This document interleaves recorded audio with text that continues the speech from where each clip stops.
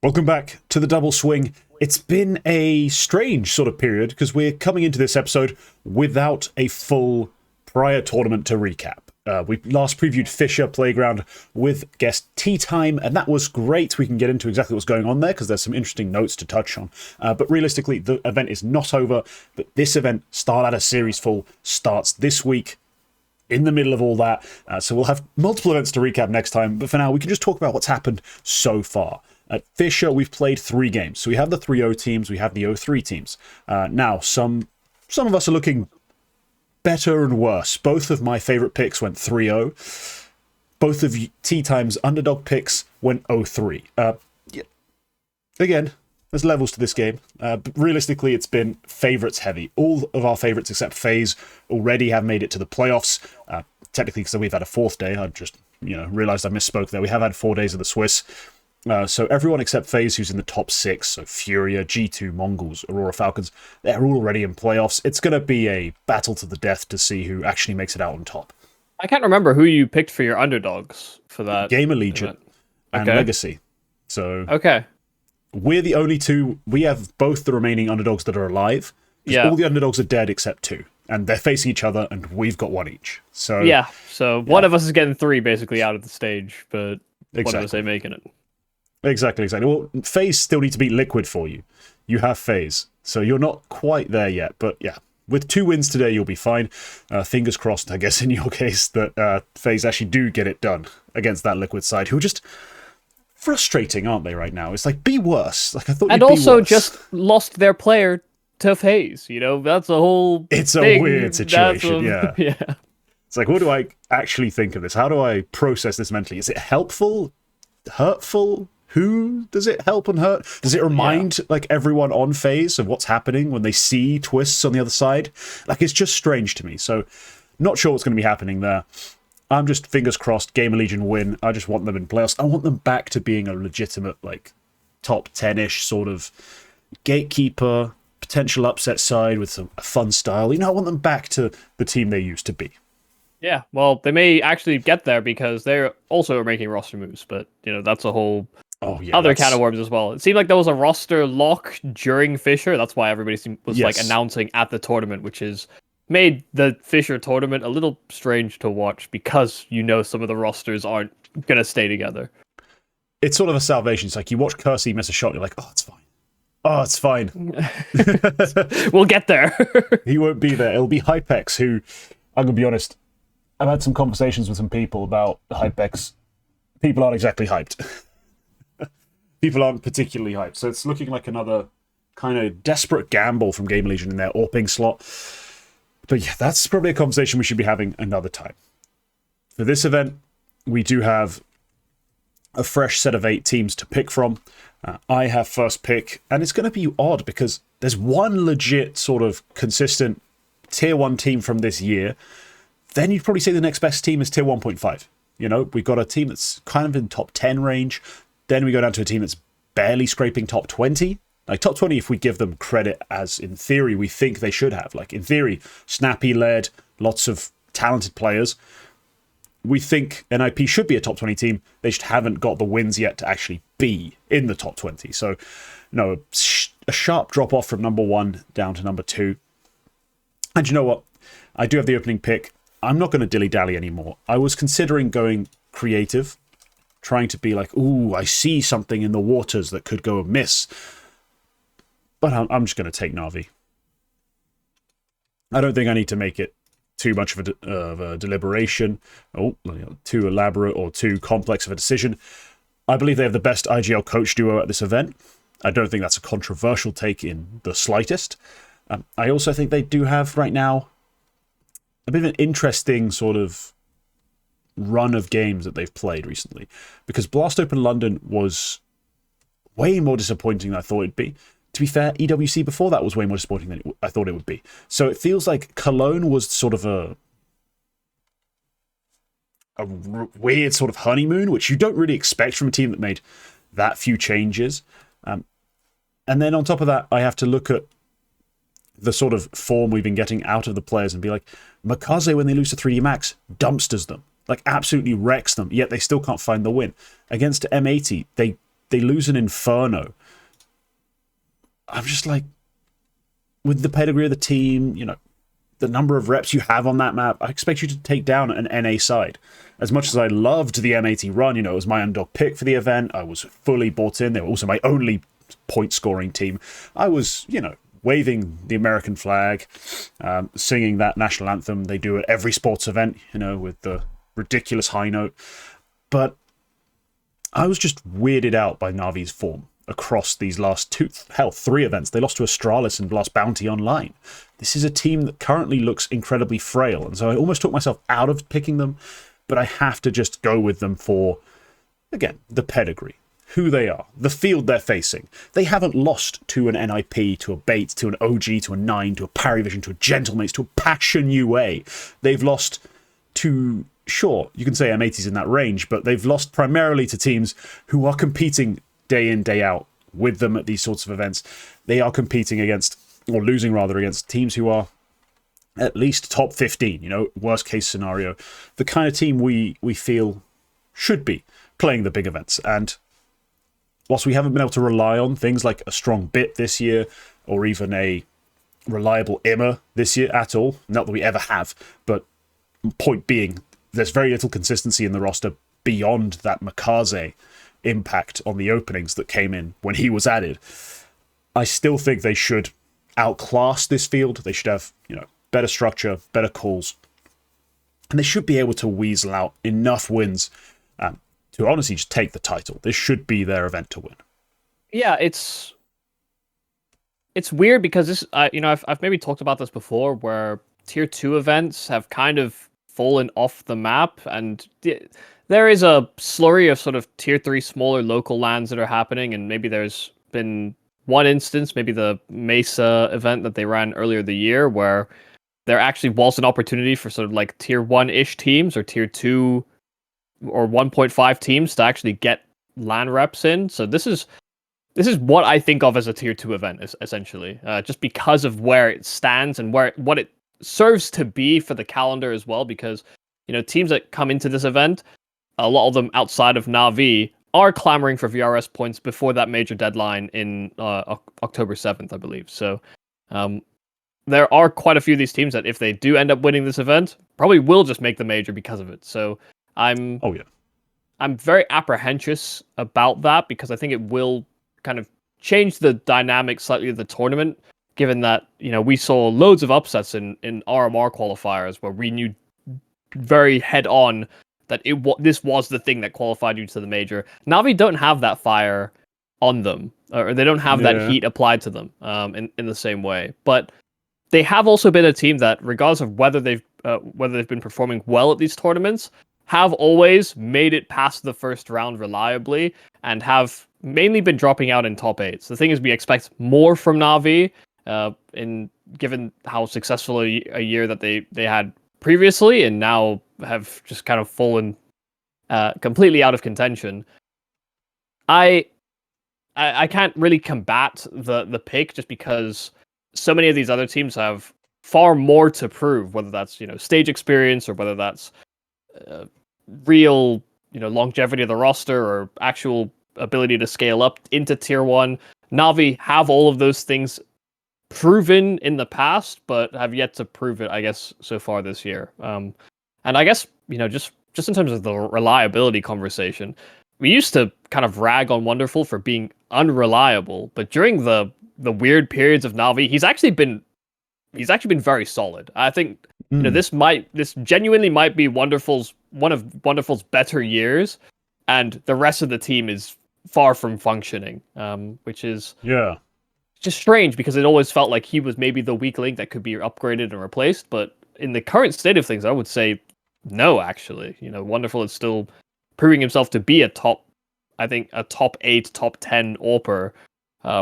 That's as far as my comforts will put it, but he is still a very, very solid AWPer for the scene.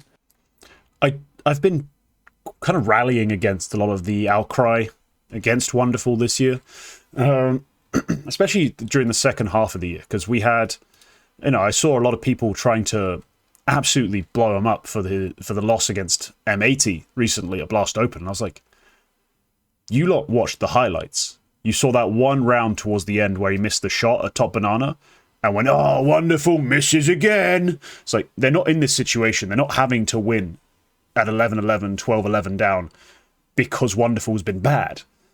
That's because everyone else has had a stinker. He's actually had a really strong series. He's part of the reason they have 11 rounds in the first place. Like, for once, this isn't Wonderful's problem. This is a team problem. The team underperformed. Wonderful played fine. I didn't think I'd find myself on that side of the debate, you know, given I have been fairly critical of almost everyone on this team individually over the last 18 months. He's actually been, for me, yeah, I agree, relatively consistent. His one down event is the Esports World Cup, really, this year, and Blast Open Lisbon, I guess, if you go back far enough. But otherwise, it's all greens, plenty of like 115 sort of rated events. And when you watch the games, there's not as many stupid misses. There's rarely ever been stupid deaths, and rifle play still on point, which isn't, you know, how I judge AWPers entirely, but it's a part of what he has to do on this team. And the AWP's been fairly reliable, just consistently delivering. Nothing's super insane, but just delivering. So I'm on a similar I'm in a similar position.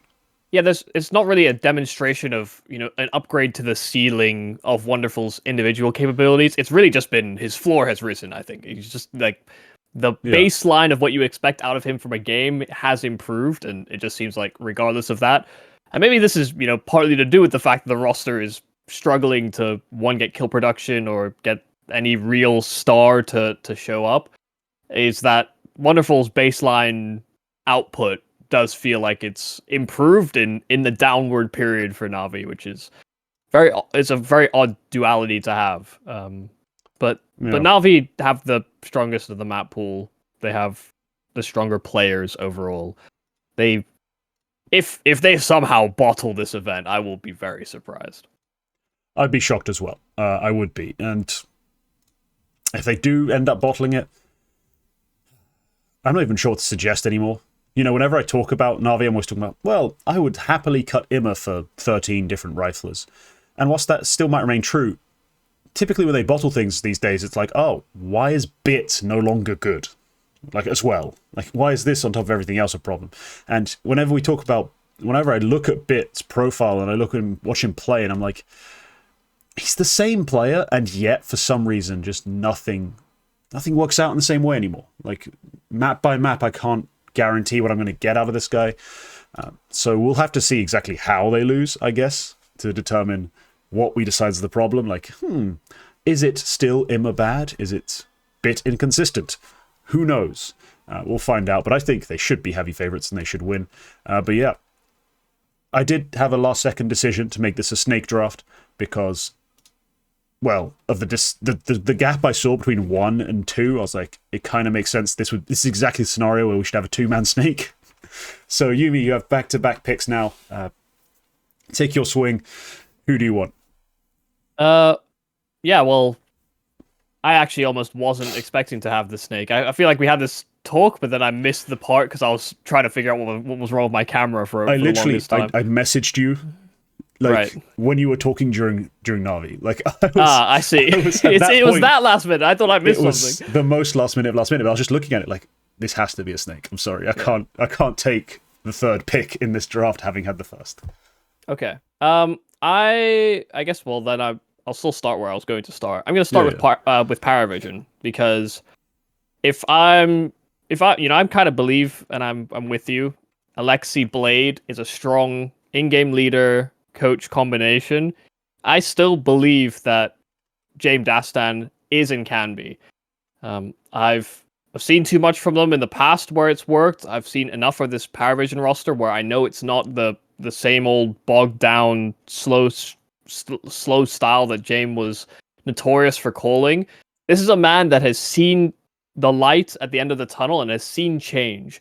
He said he wanted to change everything in VP. He said he was willing to change anything in VP to remain consistent at that level. He still got usurped, and sure enough, VP still played that style after he left, and he ended up flourishing into this other player, where he's taken far more aggressive duels. They play far more up tempo, and I think the way that, you know, seeing players like Cielo or like Beltranok being utilized in that more tempo-driven type of Counter-Strike is a lovely thing to see, where these were some of the win conditions, some of the reasons why James led Virtus Pro or Outsiders won a major. Like, they actually did play with some of that punch, and they capitalized on some of the weaknesses that teams showed outside of just their default. So I have high expectations for Parivision. I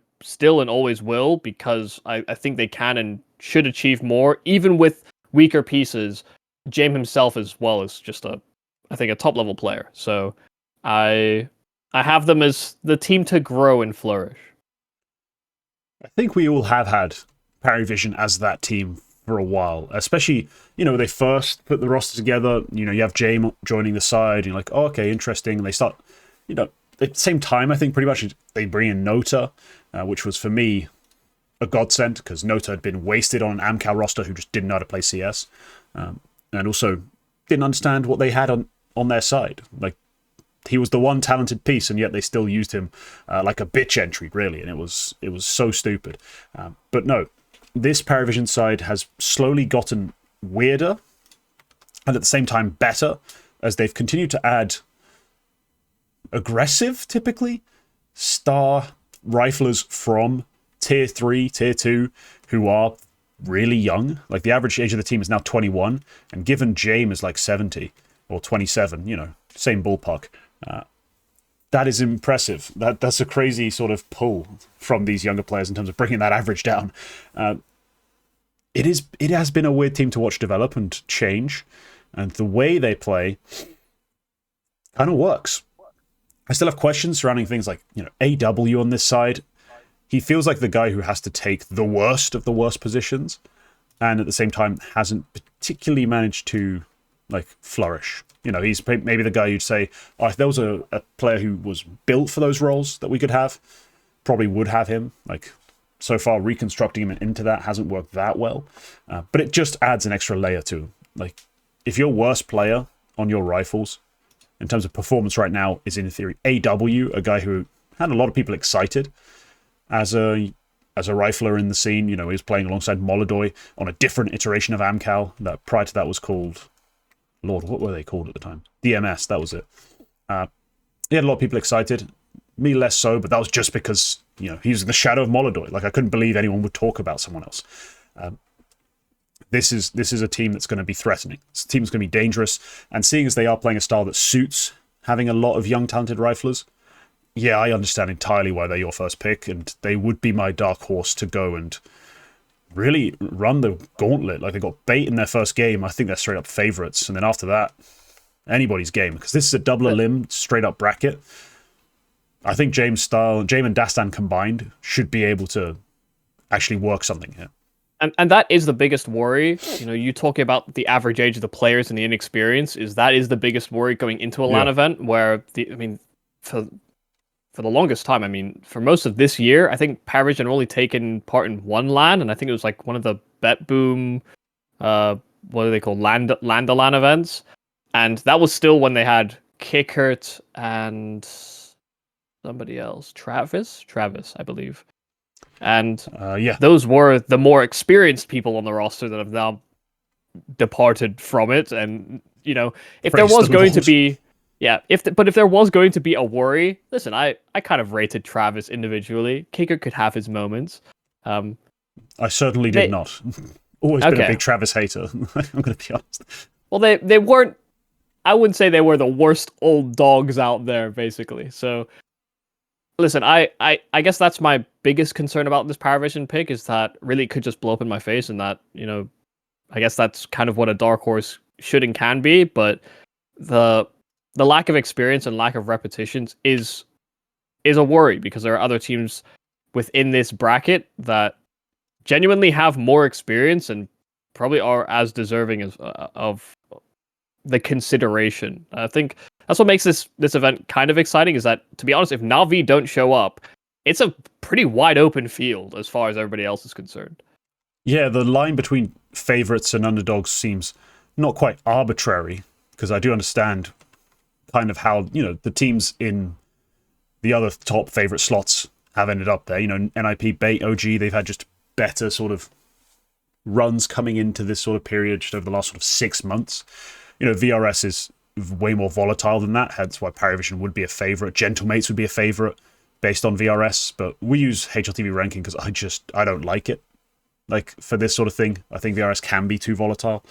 But I agree. If there's no NAVI dominance, if this isn't NAVI just goes from top, like if you literally look at the bracket, they are on top of it.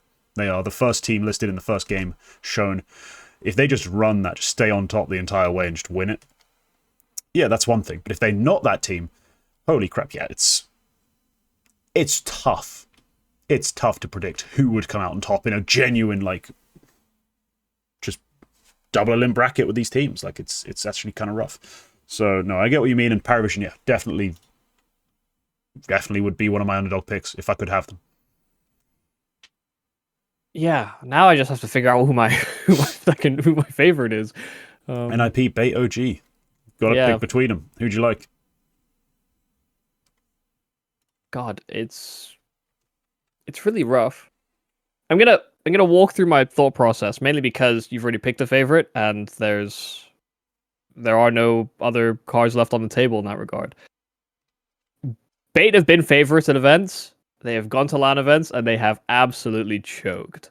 And they've been clear favorites. They've been better teams in form, or they've been the best team in form at an event, and they've still failed when it gets to the playoffs. So I worry about them. I don't see it happening. OG, to be honest, I like them before Arozdosh went there, and since he's been there, I mean, they've been okay, but I was kind of hoping for growth. I feel like I saw more growth with the previous roster, and now currently don't see that. I see them sort of plateauing. And NIP, I mean, this is a whole other... They've had some pretty bad losses, like pretty devastating losses, where they did so well this year, and I've been really trying to hype them up, but losing to NRG is tough. Losing to Venom is tough. I don't... Losing to Eyeballers on LAN is tough. Yeah, Losing to 9 in the close qualifier of this event is tough. Losing to Foot is... They've lost to just everyone. They've had recently. some really shit losses. They had to pad their stats against some of these Fragadelphia teams, and they couldn't even get the full job done. It's difficult, isn't it? It's difficult. Yeah, it really is. I didn't even realize Snappy went like super positive as well in that game against Foot. In spite of all that... Okay. In spite of all that, God, am I really... I hate that I'm doing this to myself, but it feels like the best of what I've got. I have to just believe in in-game leaders. I have to believe in the reputation that they've built, in the ability that they've built. I have to believe in strong anchor players, and also hard entry capabilities in players like Shush. I am going with NIP. I pray. I simply pray that players like Exkapersky can continue to be, can actually be as good as they are made out to be in important matches, in some of these devastating losses. I need to rely that someone like Wrinkle can actually recover his form, because, man, I mean, people will remember this, but I mean, about a year ago, maybe a year and a half ago at this point, we were hyping him up as the next big shit on the block. Yeah. Like, hyper aggressive, very flashy. I mean, when he's on, it does really take you for a ride. In a way that, Molodoi is kind of channeling now. Wrinkle was set to be that type of player and then just didn't live up to the expectation. So I'm putting a lot of faith and a reliance on what players have achieved in the past here, as opposed to how they currently look right now.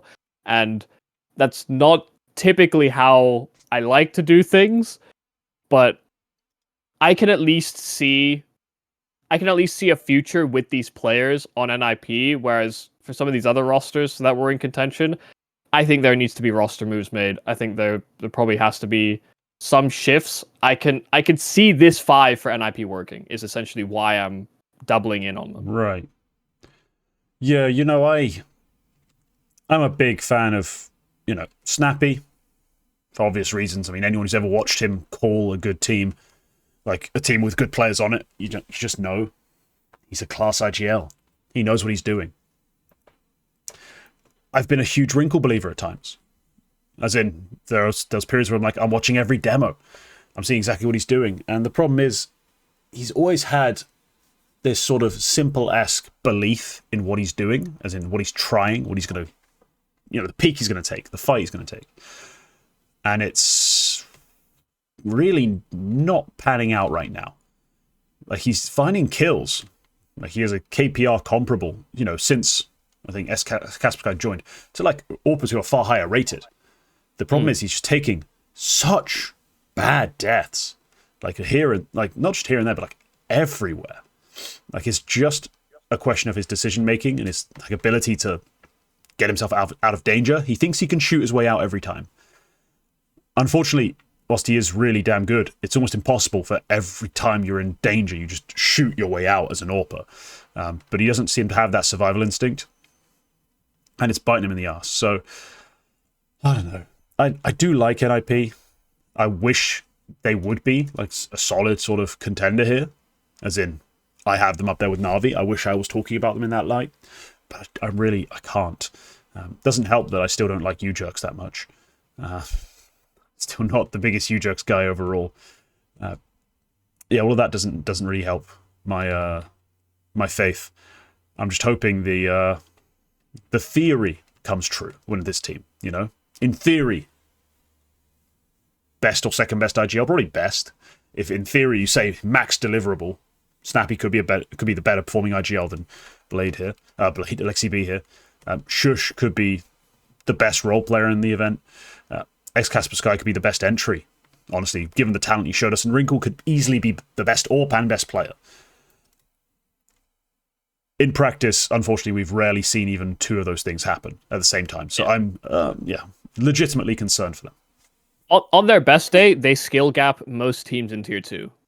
On their best, on their best day, they look like they definitely shouldn't be in this division, and then on their worst day, they look like they should actually be a division below. So, I really am hoping that it's just one of those events for NIP, something that breaks through for them, because, I do look at the caliber of players that they have, and I think they're probably right where they should be, but then I see just how good the team can kind of come together, and I think they can be much more. And Shush and Snappy have kind of undergone most of their careers.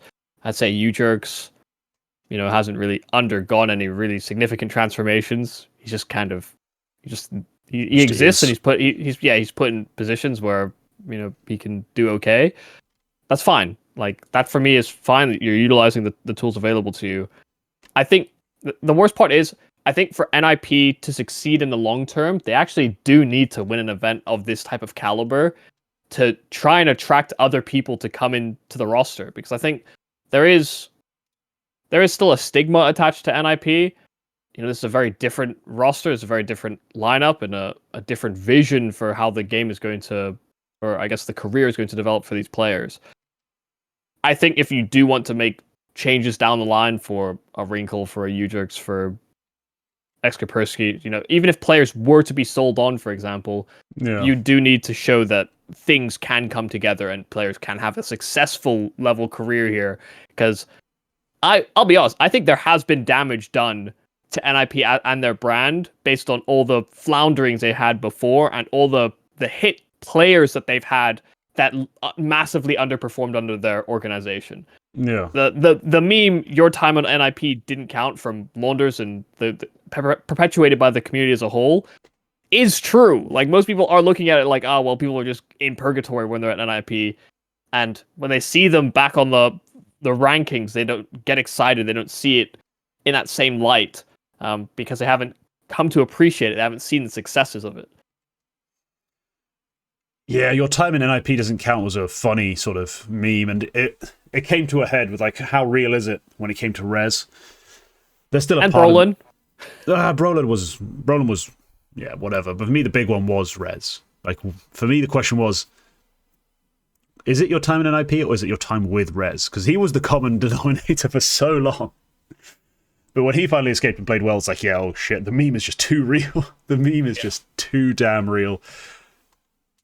I don't know where this team goes after this. I mean, I'm even looking through like sort of their veto, and it is really telling of their inability to be consistent when you look through every map that isn't Nuke. Because Nuke, Snappy's home turf, no shit they pick it, no shit they win it 83% of the time. Fantastic home map. They've got that part of their map pool sorted. Every other map, pretty much, they have a best win that's like a 13-2 and a biggest loss of a 13-3. Like in every single map. And they've only played them at most like 5 times, and yet they've managed to be absolutely crushed on them and also be insanely dominant on pretty much every map in the pool. Like, this is a team that really struggles for consistency across the board. I mean, across the entirety of the map pool, they are just all over the shop when it's not Nuke. If it's Nuke, fantastic, they're going to deliver. But everything else, they've just been horrific, at least consistency-wise. So I'm hoping they get it stabilized. Like, start adding a couple of the maps that they can actually be depended upon to play well. Otherwise, they're going to keep doing this. They're just going to keep being all over the shop. If there's so little consistency across the board, they're just going to keep sitting around 20th, having disappointing losses, having those big exciting wins, and floundering. So no, NIP, definitely in theory, the second best team here. In practice, it's rarely something we can actually say. God, if only we had that snappy soul combo again. You know, that's when things were at their peak. Yeah, but instead we have Exist. Yep. A coach. And well, you know, Soul's doing great things at G2 instead, so. Yeah. Soul's at G2 with an IGL who's just only decided to become an IGL and winning games, so no. I was still, I always say it, I'm a huge Snappy guy. It's been one of my favorite IGLs for a long time. Honestly, the fact that he's still picking Nuke and winning it, awesome. Just need to sort the rest of the pool out. Yeah, that's his Counter-Strike constant. Yeah, he just gets Nuke, and thankfully, Nuke is the best map, so... He'll be pissed when, after the major, Nuke's removed. Oh god, yeah, Nuke's removed. Cash is added. Another boring 3-lane map added to Counter-Strike. Yep. Fans cheer because their brains can't handle a damn bit of change. Right. That would be cursed. It would be. It would be so cursed, but you know there'd be vast amounts of people just celebrating. Yeah. Because their pea-sized minds can't handle Nuke. But hey, Cash, more 3-laners, please. They've had like 12 years to learn the smokes, but nobody knows them. You don't even need to know them. Yeah, well... Nuke is a map you can play puggily, like in a puggy way, with on-the-run utility. Like, especially at a mid to low level. Like, if you're not grinding face at level 10 pugs, you don't need to know outer smokes. Not even slightly. You can take outer without them. You don't even need to take outer. Your T-side can be hut, door, and ramp rushes, and you will be fine. But hey, people are going to choose to be stubborn and wrong about things, and they're probably going to be wrong about that when it does eventually get removed. But anyway, as I was saying, onto my underdog pick. Man, I'm struggling here, because I've got a feeling I'm going to pick Passion UA, but I saw how they played in their debut. I'm not sure I want to. I'm not really sure I want to, given losses to Monty and Nine. Nine are here. I mean, sure, Nine are here without Fuzi. They replaced Fuzi with the most boring Tier 2/Tier 3 option possible. Like, if you are a floundering international team, signing Modo is just kind of like, it's just what we do, right? Like, it's what we do. At some point, we have to sign him. Would you have been more excited if it was Smooya? Hell yeah. Yeah, see, that's what I'm saying. I'm also in the same boat. Like, of course I would have loved to have seen Smooya here rather than Modo. Modo just Mo Borin. Like, he's so dull as an AWPer, conceptually. Like, you know what I mean? He's just... Yeah. He just is there. Smooya, nutcase. Love it. Actually kind of love it. But no, this Passion UA side has not had a great start. We saw very little out of KFEM, which was, for me, one of the big sort of attractions for the side. I'm just gonna pick them because I'm talking about them too much. I don't like Nine and Gentlemates more than I like Passion UA. But at the same time, I understand why the belief is thin. Like, it's an iffy choice, but let's get into why.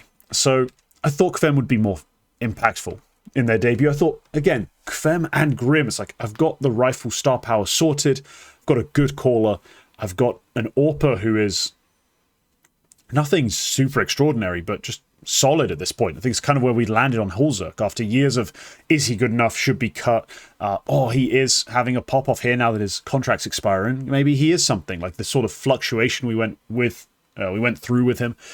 It's now just, he's solid, he's fine, we can do a lot worse. Sure, we can do better, but we literally can't. And they've reunited with TC. Definitely wasn't a thing that was always going to happen.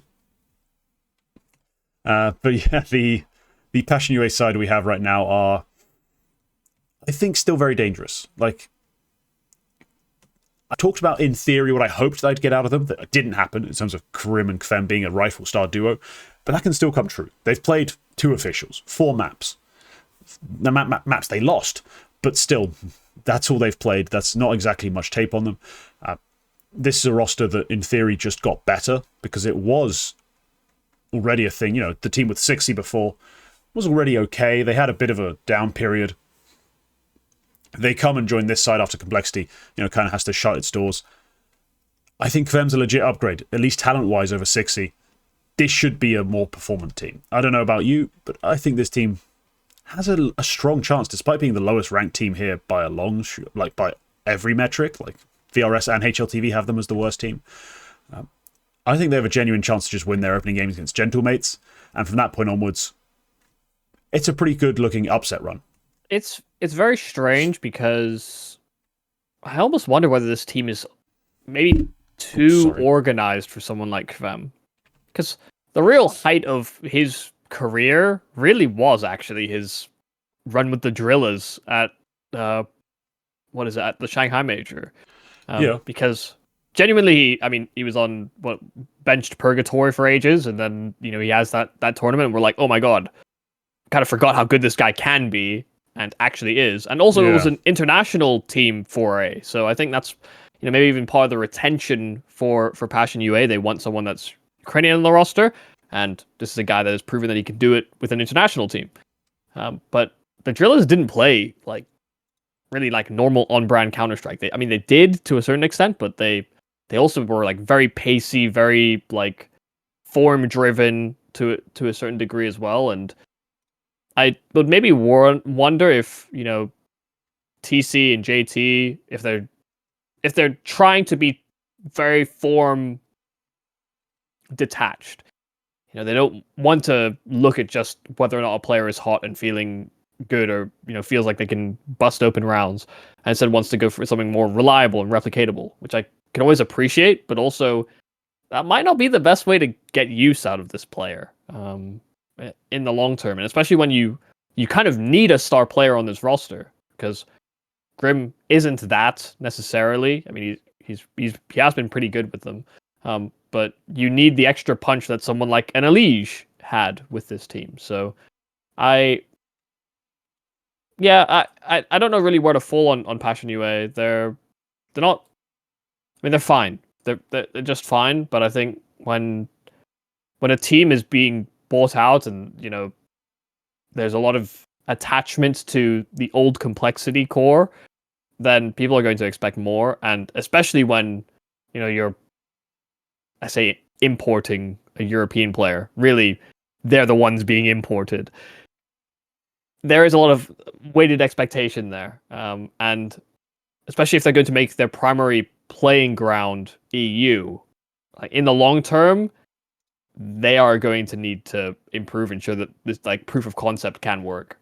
So I do think they can grow, but that, like you said, that the LAN debut with them wasn't great, and it's not like they have the excuse of like, oh, it's a newly formed team. It's the same four from Complexity, and they're replacing one person. It shouldn't take that long. No, it shouldn't take long, but the one concern you always have, and it's a problem we've looked at in the past, is Grim able to be a second star rifle and be good?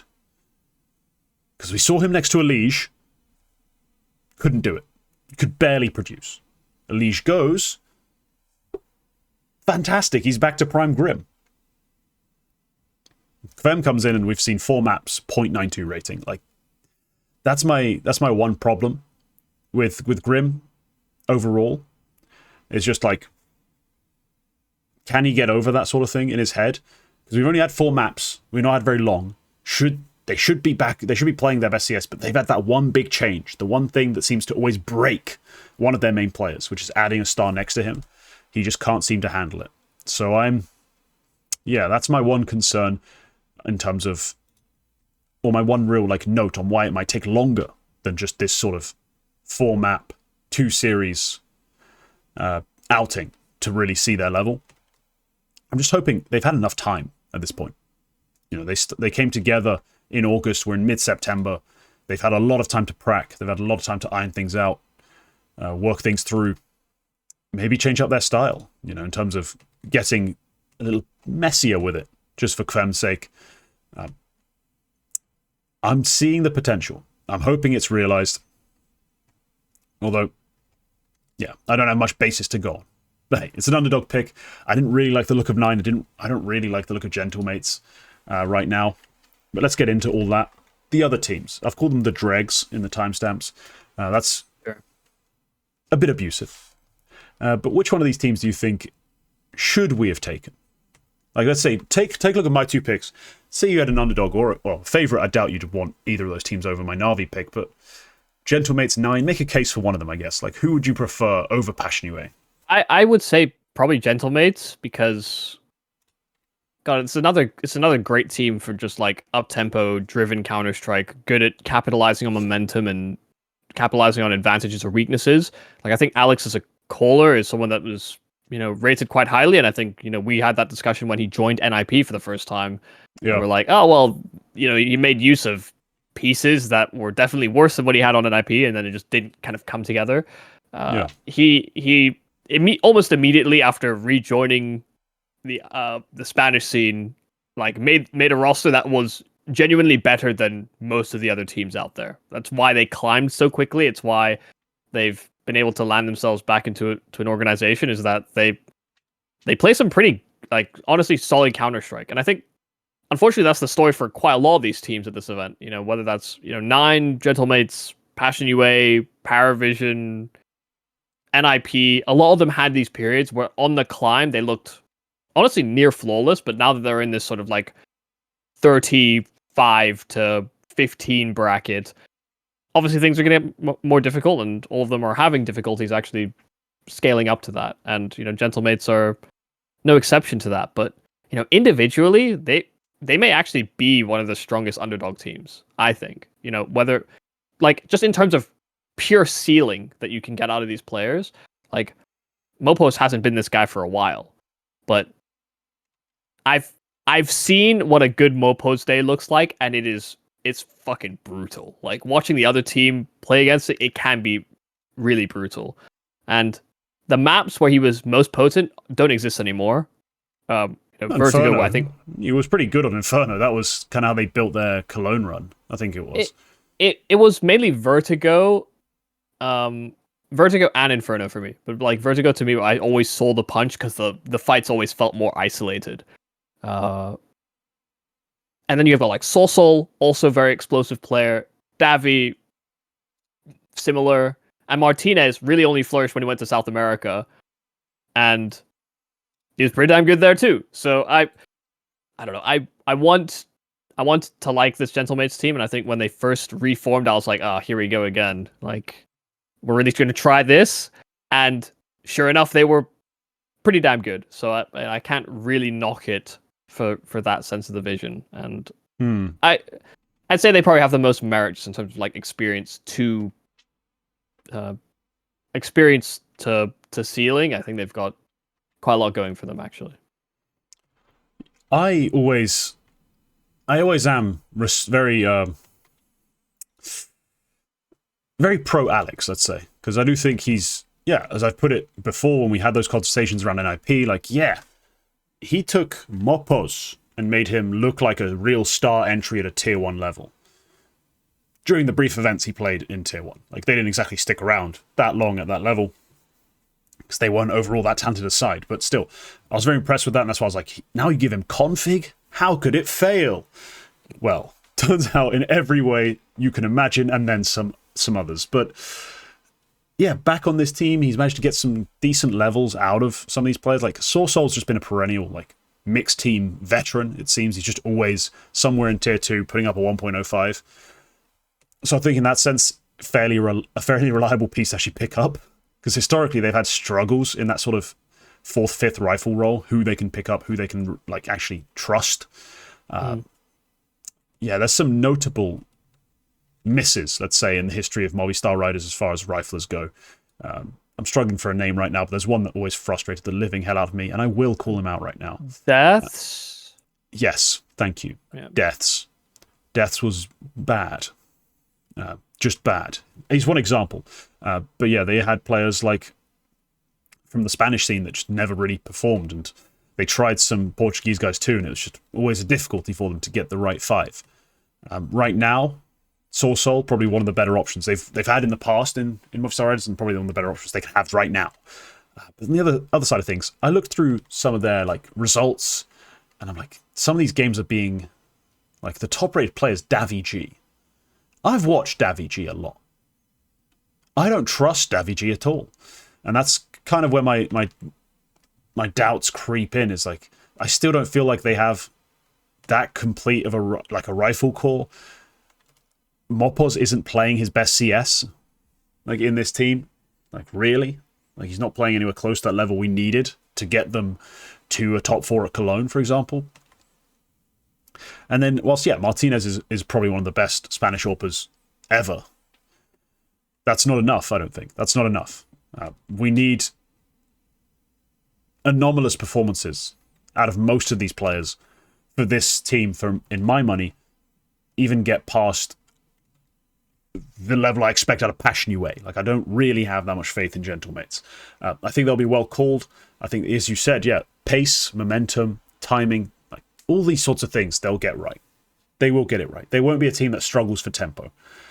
But I think they'll struggle for firepower at this event. Specifically, they will struggle to outshoot people, is my fear. I think they're going to need to.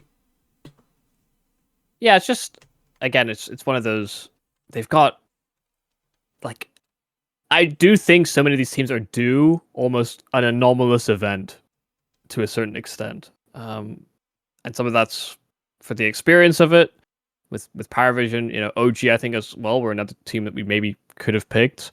And I maybe in hindsight should have, because maybe this NIP team has run its course and it actually will not get better, and they've just kind of hit that peak point where everything's going to go downhill from here.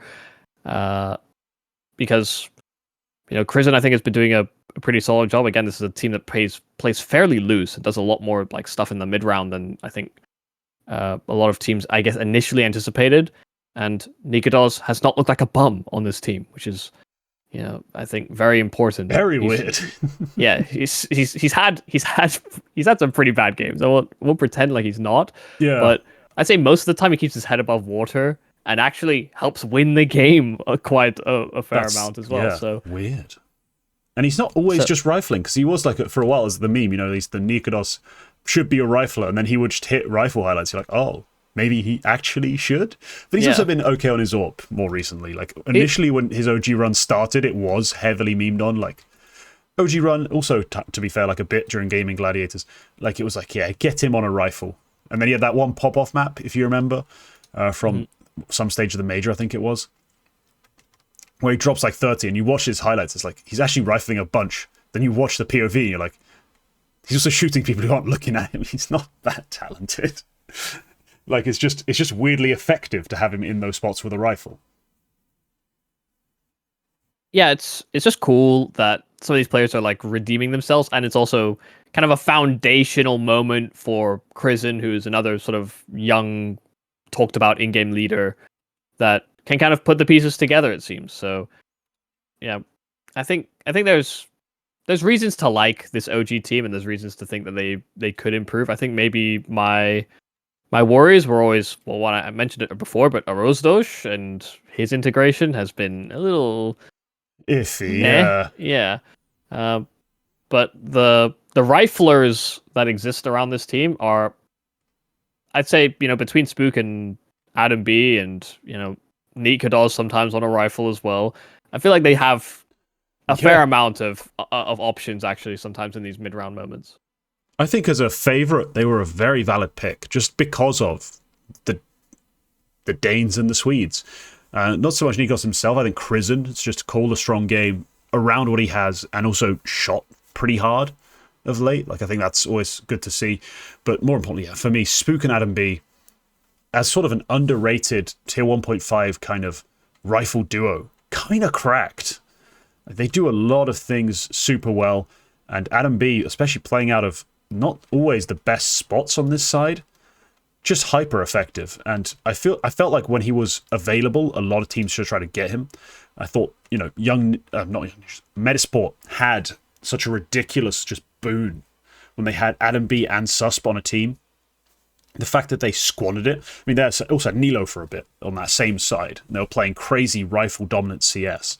The fact that they end up squandering that and now are just hoping that Malo 9 can make them good enough for everyone else on the team to figure out how to play CS in time, for something to happen. I don't know what they're waiting for, but something to happen is kind of tragic. So, no, Adam B, been one of my favorites for a while. Spook is just class. Like, whatever I see him do, he just does well these days. Like, it's not like I'm like, oh, he has to be set up, or he has to play this kind of way. He has to play slow. He has to play fast. No, he can do it all. Like, he's done everything very well. And alongside Adam B's sort of versatility as well, that makes them super lethal. Like, they do have just two very flexible, scalable, dangerous riflers. Kind of has to make up for an inconsistent Nikodos and a terrible Arozdosh, but I think it's still very threatening. Yeah, it was always weird as well, because that Susp Adam B duo always felt like, I agree with you, it felt very potent when it was on Metasport, but then Susp went to Wildcard and I think is now benched on Wildcard. No, he's self-benched still. It's Fuzi who got recalled off his loan, despite not wanting to play on the team, from what I understand. Wildcard has been a catastrophe. They may have or may not have used ChatGPT to determine how they made their roster moves over the summer, and then realized that was a dreadful idea. Our GM's a cretin. We should undo this because they've got a new GM in, and it's a nightmare. It's just a nightmare. Cool. Wait, so I didn't even realize Sus self-benched. If that is okay, yeah. Yeah, I didn't want to be there because it was talks tragic. Of this player leaving and then benching Stan. I want to play on a team that's going to do something again. Please get me out. That was kind of the energy. Okay, I didn't realize that was the context that was apparently missing. So, and to be honest, I'm worse for having known about it now. So, yeah, Wildcard have been a nightmare. Just in terms of organization, in terms of general managing, they've just been dreadful. Yeah, essentially what I was getting to, though, is just the idea that, for a while when that duo existed and then they were separated, I actually was, I guess maybe, concerned is not the right word, but I guess I was like kind of saddened by the idea that the duo had been split up, because I wasn't sure that separately they'd perform as well, or I guess have the sort of maintain the trajectory of their careers. But they've done a pretty good job, both of them, actually. And I think maybe I was actually more worried about Susp than I was Adam B, weirdly. But really? Okay. Yeah. Just because if you didn't farm in North America, it's kind of like that's almost like a dark mark on you as a European tier 2 player, everyone's like, come on, man, you're playing against the easier teams. We all know this, so you kind of should farm. And he didn't necessarily, like, he didn't have like major pop-offs, but he's also not that type of player. So I guess no, he didn't need to farm, but it was like when you watched a sus POV on Wildcard, it was like, does it matter the opponent literally? Basically, no. Like, he was going to deliver, he was going to find his kills, he was going to perform no matter the spot. So that was always what I liked about both him and Adam B, but especially sus, because he was often the more role player of the brothers. He plays intelligently enough to not necessarily have to care about who's in front of him, essentially. Yeah. He's just a good Counter-Strike player, really. That's how I think about it. But yeah, just the difference in stock is all I was taking note of. Sure. One of the big teams we kind of have to talk about. We just have to talk about them because we're never. It's so weird to me that Bait are so high ranked all the time. I'm always like, but what have they done? Like, how are they this high ranked? You know what I mean? Like, every time I think about Bait, I'm like, they shouldn't be this high. I understand the excitement for them as a team. I always have. You know, there's multiple prospects on that list, as in literal prospects. Now that everyone uses that word for everyone who's under the age of 21, basically. I have to specify capital P prospects from the show. I just watch them play and I'm always worried. Do you know what I mean? Like, I'm just constantly worried that this just is going to collapse, because so often it does, that I couldn't pick them as a favorite, even if I didn't have Navi. You know, if I had a second slot, I probably would have used it on OG. I don't think I would have taken this Bait side right now.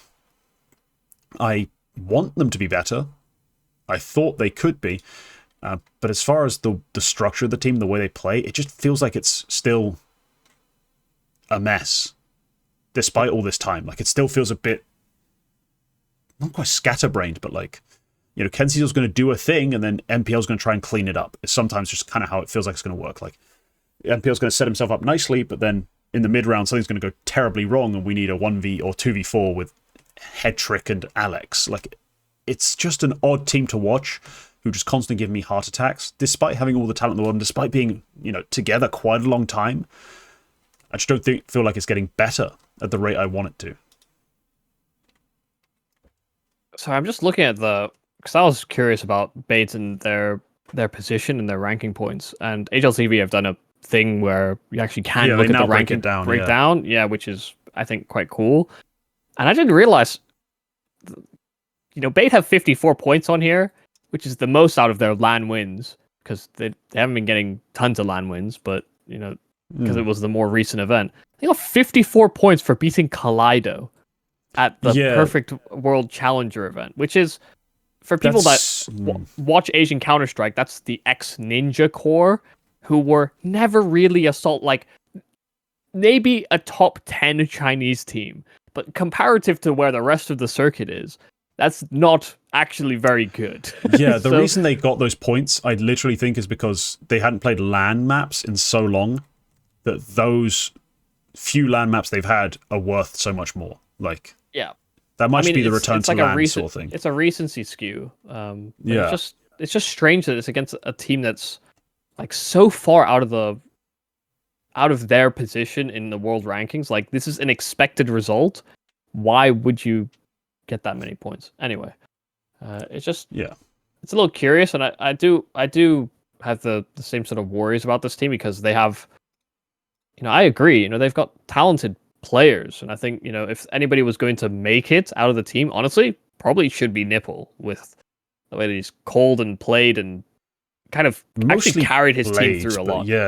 Yeah, the way he's played in a lot of games has been outstanding. The calling overall, in terms of the control he's having of the team, well, seeing as he's a star rifle doing all the calling, it's almost predictably been not that great. Like, that's what's always my concern, is like, how are you going to call nuke rotations playing like red container? Like, how does that work? What the fuck do you know? Like, besides outer info, which anyone with a scope or someone who's playing anywhere else can almost tell you, like, there's not much that actually seems to be useful about that when it comes to your calling and your understanding of the map. So, no, I've had that concern for a while, but I do think he just shoots his way to the top of my list in terms of, like, I'm excited for this young IGL. Like, the part of that excites me is kind of like, when is a team going to pick him up as a second caller and just let him rifle? Because he is so sharp, so consistent with his rifle mechanics that I'm like, screw it. He doesn't need to call. Just make him a rifle on a good team, and he will deliver. And that's why I kind of like the idea of him to Na'Vi for Imma back when we were talking about those moves prior to them dropping JL. I was like, put him in those spots. Kind of star spots. Get some stuff set up for you. Get a lot of players to shoot in the back. That's how Imma gets his 30 bombs, if you've never watched him. And let him contribute ideas, talk, but not be the main caller. I think that's important. But you just know Nipple probably has some like demon in his closet from his last time on Navi, where Blade was like, hey, we're picking up an academy player. Nipple, you're the one. And was openly just like, hey, you're gonna be the guy that is scapegoated. Actually, you aren't ready for this event. Unlucky. We're in a downward period right now, and we're gonna maintain that downward period. And it was your fault somehow. So. Yeah. Do you know what's crazy? This is wild. Okay, I just looked into just some full by v full by stats. I was just amusing myself. I was looking at different players, as I do sometimes. I was looking at like Susps, like in an anchor spot, like how he's delivering, all that sort of stuff. And then I opened up NPL, just out of curiosity, full by v full by. For the last sort of 3 months, he's got a rating of 1.06. Expected out of his positions is about 1.02. ADR, KD, all in line. His kills per round is a bit higher, but everything else is pretty much whatever. Right. Then you check between the CT and T side. He is absolutely annihilating everyone on CT side. T side seems lost. Just absolutely lost. In a full buy, he can't buy a kill. He just can't. He has several maps with a sub 0.5 KPR in the last 3 months on T side buy rounds. Like, he just can't kill anyone. It's weird. It's really weird. And I think maybe it's the sample size, but maybe it's also just trying to get KingT activated on the T side. Because I feel like KingT's always received some buffs in their sort of recent stints. If you see what I mean. Like, he was really farming against the Chinese opposition. I feel like there's something going wrong for MPL there. Because he's just not delivering at all. Where on the T side, usually used to be, star rifle rolls, deliver star rifle impact. Now it's just gone down the gutter. Yeah, that is strange. I mean, watching Bait at that Perfect World event, it was kind of rough as well, because I think that might have been the worst that I'd really seen head trick be for a minute. I think overall his year has been fine from the games that I've watched, but at that event, it just felt like he wasn't a part of the team somehow. Like, you'd see Rifling Core go and do a thing, and then I will say not all of it seemed to be necessarily Headtrick's fault. It just didn't feel like he was involved. And then when things didn't work, and it's like, how are you supposed to play when the brunt of your team is dead and you have to try and do things? It's just, even when he was in those positions, it just didn't look like he had a good handle on like what he had to do or how he was going to fish out a kill or what the openings were. And so it just felt like very detached. So yeah, I think that's also another maybe deficit reason to Bait is, listen, we can talk around all the riflers and everything as well, but you do still need a good AWPer to like level up and maintain consistency and grow, and Headtrick sometimes isn't that. So yeah, I hadn't really thought about it in that sense because I wasn't worried about Headtrick. Like, historically, you've told me now that in the Chinese event that I didn't follow because it's in China and probably during a bunch of other stuff I'm trying to do, but I hadn't followed that Headtrick had his struggles. In the past, he's just been like consistent for this team. Like, he's just finding his picks when he has pick opportunities. Generally, he's not really that involved early. Like, if you look up the numbers, KingT takes so many opening attempts. Like, they're really one note when it comes to how they find openers. They're not using Headtrick in that way at all. He was always just in the late round, he's going to find his kills. Like, he's going to pick a couple players off on a retake. He's going to save his gun very well. He's going to, trade out here and there. Like, he's not going to be active until, like, the timer is below a minute. And that's kind of the meta for AWPers now as well. Like, the best AWPers he was are ahead often... of the meta, but yeah. Yeah, the best AWPers nowadays are essentially closers. Like, that's... we're not using them as the brute force piece to break open bomb sites or find picks necessarily. Like, sure. We're looking at them as round security to a certain degree. Yeah, that's kind of how it's been done now. Partially due to people just falling off the meta entirely of AWPing, like just not liking it. Partially because, the best AWPer in the world, well, the AWPer who used the AWP all the time and was the best AWPer in the world was Shiro. Never resorted to rifling, really. He just kept AWPing, and that's how he plays. Plus, Zowu, I think, has also kind of fallen into that. Like, when he does AWP, he is also he's no longer a can opener. He's just finishing off the deal, essentially, as it is. Doing the trading, closing sort of style. So, yeah, I think it has been moved. It's shifted into that, but he was always playing like that. And that's why we used to call him too passive in Go. And now in 2, it's like, it's just an AWPer now. Like, that's just how everyone does it. So, yeah, it's funny how times change. But yeah, the final team we haven't talked about that we can have, let's just try and do it as quickly as possible, because I don't know what the fuck to talk about on this team. 9, who, as I said, made the most boring signing in Tier 2 Counter-Strike possible. They are a roster of Rals, Farvan, Kragan, and Sejot. I guess maybe Sejot, this can be a coming out party if he decides to go and bang. Otherwise, I have no faith in this team to do anything. I have not watched a 9 game. I haven't watched. This is the thing though, is since 9 lost the Polish roster, I have been so deeply disinterested in the rebuild and the way that they've tried to do it. And as soon as they went international, they lost me even more. So for me, I think it's difficult. I probably do need to justify, watching through some of their demos and some of their games as well, because I just see, like, when I see Raul's Favin, it's not filling me with a lot of confidence, really.